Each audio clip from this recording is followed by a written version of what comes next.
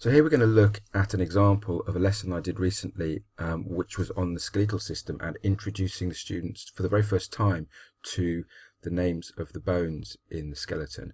And the whole emphasis of the lesson, certainly in terms of my planning or what I wanted to achieve with regards to the students, was that of challenge. I really wanted to challenge the students.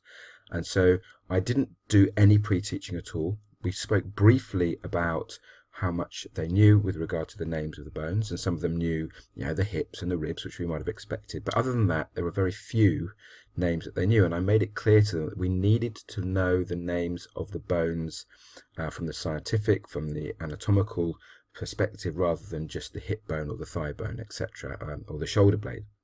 And so with that in mind, I'd made a drag and drop activity, which you can see in front of you, and I pushed that out through Shobi to the students, and I said to them, right, this is what I want you to do. I want you to have a go. You will feel uncomfortable about this.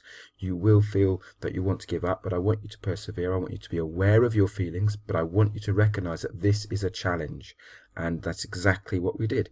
So, just typically showing you this is what they would have done. They'd have pulled out radius, no idea what radius is. And so the first time around, they literally just pulled out these words, not knowing really where most of them went. Pelvis, perhaps they would have been okay with. Cranium, I think one or two. First time got round. Humerus, they were familiar with. Did they know what it was? Could they remember it was somewhere in the upper body, perhaps? And then, for example, things like the phalanges carpals were tricky, were difficult. Okay, and so they filled it out. Ribs, of course, they would have known ribs, so they maybe moved something to put ribs in the correct place.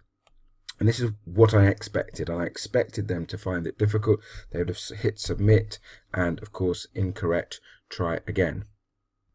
Now, we did this a couple of times and they got frustrated because the feedback they were getting was, this is incorrect, please try again. And that's all they got. They weren't told which were correct and which weren't correct.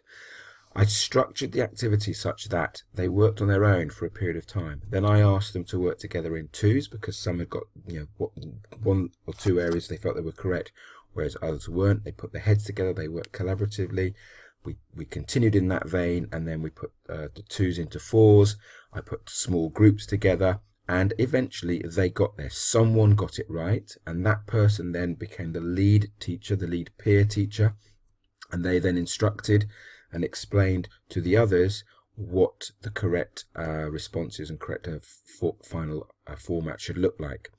Once they'd all got that, they took a screenshot of the image, and then that they put into Shobi to secure that it was okay. And then I asked them, once they'd had a look at the final and correct versions, to refresh the activity and do it again under pressure this time, and to ensure that they had the knowledge. And we did it 2 or 3 times, and then we opened up a discussion.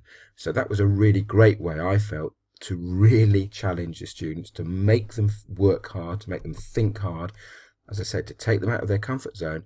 But also, I believe we've used the technology in such a way which has really brought about deeper learning from the outset, rather than just giving them a piece of paper and lines out from the various bones and saying, just label these. Okay, so it's an alternative way of doing it, and I think it's one that's worthwhile seriously considering.